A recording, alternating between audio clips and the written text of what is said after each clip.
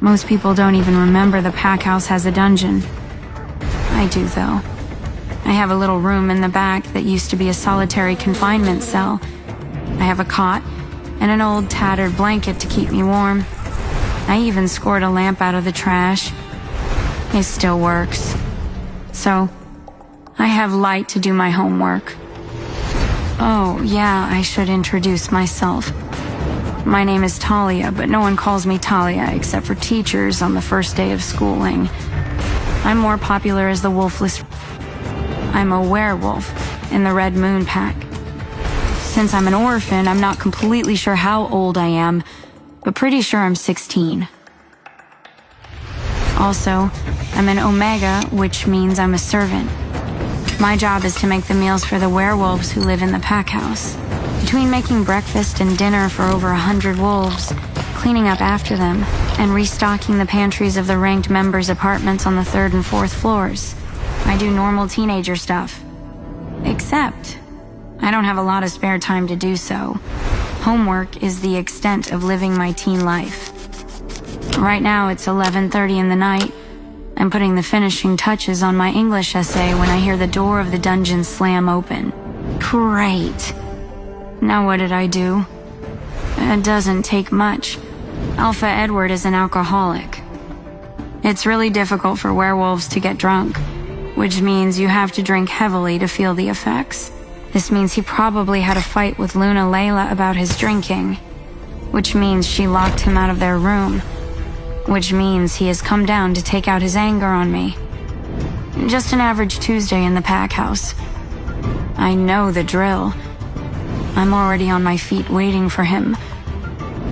Alpha Edward, what can I do for you? I ask with my eyes looking at the floor. I keep my hands clasped in front of me, trying to look as small as possible. Without a word, a whiskey bottle whizzes past my ear and smashes against the wall above my cot. I flinch and can't help but start to tremble and hug myself. Whatever is about to happen, it's going to be worse than usual. Numbness surrounds me. Is this what being dead is like? It's peaceful, but a little bit boring. At least I don't have to feed the pack. Oh, dang. I didn't get a chance to turn in that English essay. It was a good one, too. The constant soft beeps are soothing. I don't know how long I've been dead, but I feel like I want to open my eyes, ready to take on the afterlife. After what seems like forever, I'm able to open my eyes and find I'm alone in soft comfort in a brightly lit, clean room. This is the afterlife? Maybe this is some sort of waiting area. But where's the lobby? Is there a receptionist? My mind slowly becomes more clear and I realize I'm not dead. I'm in the pack hospital. I need to leave before the Alpha finds me outside the dungeon. I can barely move my body.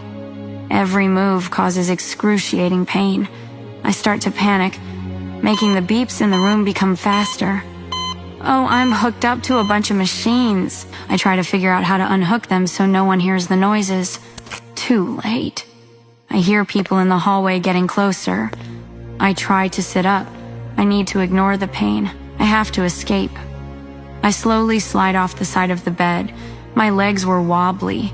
The tubes and wires sticking out of me prevent me from getting too far. The door opens, and the pack doctor comes in with the nurse. The doctor is an older person. Talia, you're awake. Let's get you back on the mat, shall we? The doctor says gently. He and the nurse come to either side of me and reach out to hold my arms. A deep growl escapes my chest. Don't touch me, I snap, shaking them off. My voice is scratchy and raw, and my mouth feels like 1,000 needles are poking into it.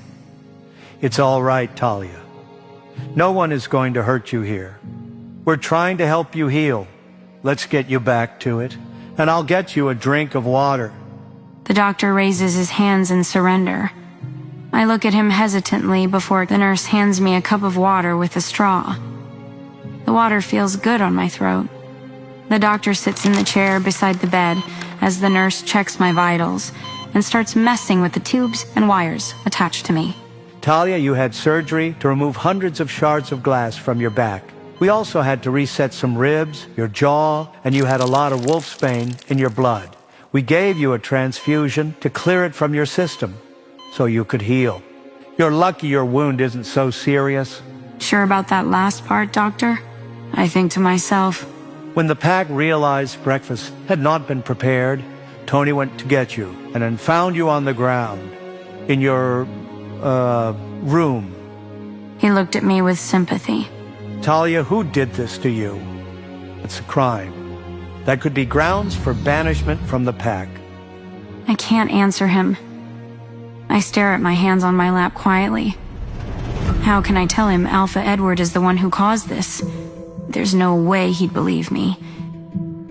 Even if he did, what are they going to do? Banish the Alpha? Fat chance of that. I decide my best move is to just shake my head no. I don't want to get out of the pack for lying. I have nowhere to go. I would be nothing. Okay, let's move on to the next question. When do you turn 17? He looks at the papers inside his folder. I don't know exactly, sir. I say honestly. He looks at me with a furrowed brow. He glances at the nurse and asks her to give us privacy for a few minutes. Am I in trouble? I just woke up. I don't know what I could have done. You don't know your birthday, Talia? My father brought me here when I was a baby. He was a bad guy.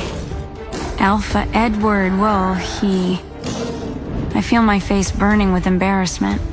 My hands tremble and tears threaten to escape my eyes. I didn't think I would have to tell the story to the doctor. I thought everyone already knew. My father was a bad guy. Alpha Edward ended his life for coming into pack territory without permission. They didn't realize he was carrying a baby until they unzipped his jacket and saw I was tucked inside. It was a miracle I survived. Since I was just a baby, they couldn't just get rid of me, but they didn't know anything about me. I was wrapped in a blanket that had the name Talia embroidered on it. So that is what they called me. My father could have been a kidnapper for all I know.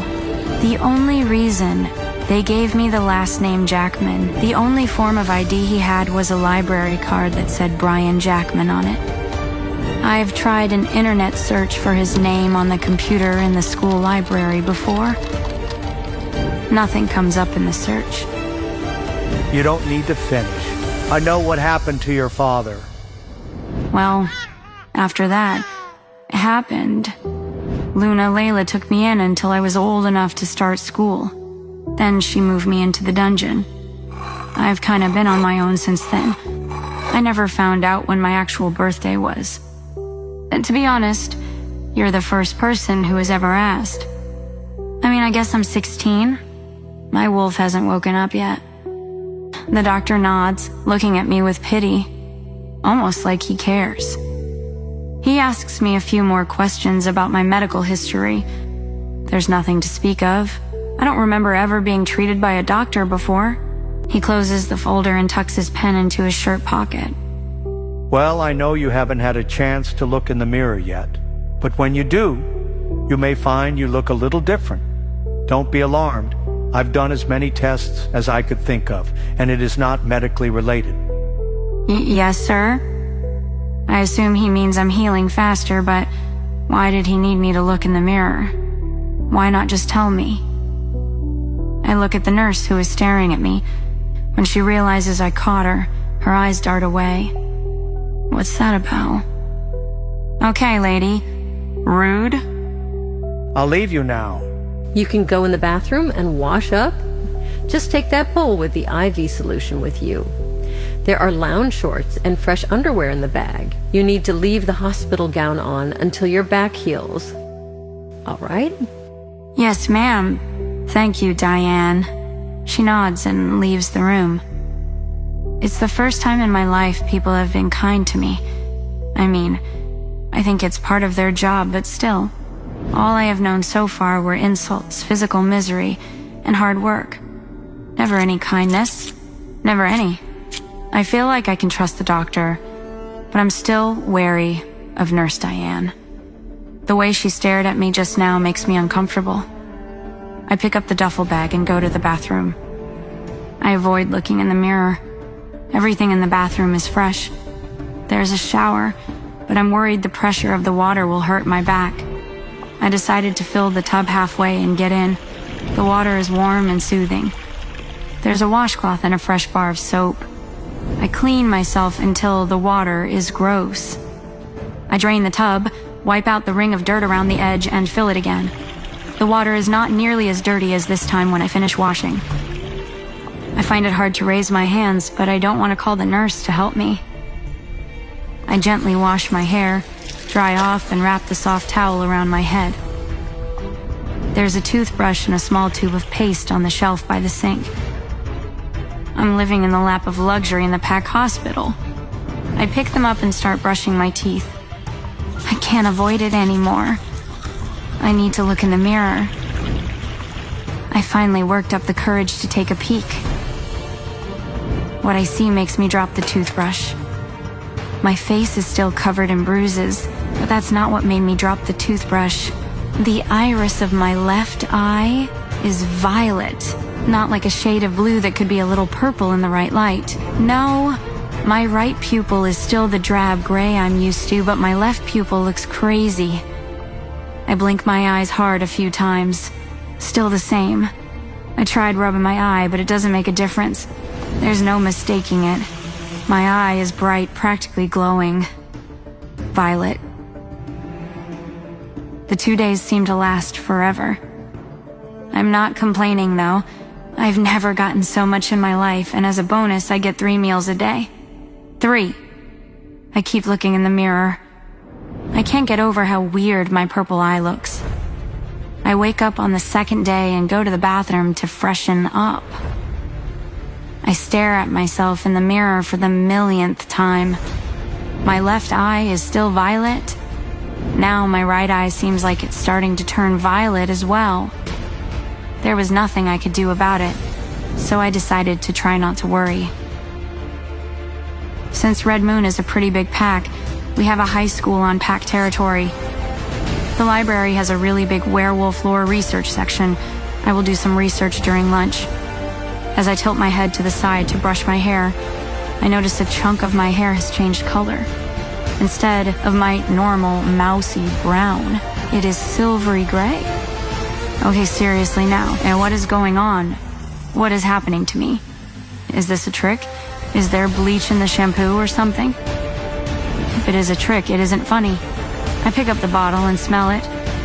It smells like strawberries, not bleach. Weird. I have never heard of a wolf's eye or hair color changing when they are coming of age, but that's what the doctor thinks is happening. Hey, I'm Marcy. If you're wondering what happens next, download the Pocket FM app now and listen to the exciting episodes of The Alpha's Bride.